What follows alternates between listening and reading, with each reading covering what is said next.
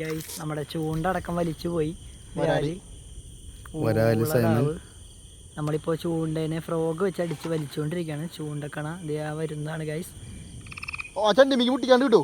ഇങ്ങോട്ട് വേണമെങ്കിൽ ഇങ്ങോട്ട് വന്നോ, അത് മിക്ക് കൊണ്ടുപോണ്ട.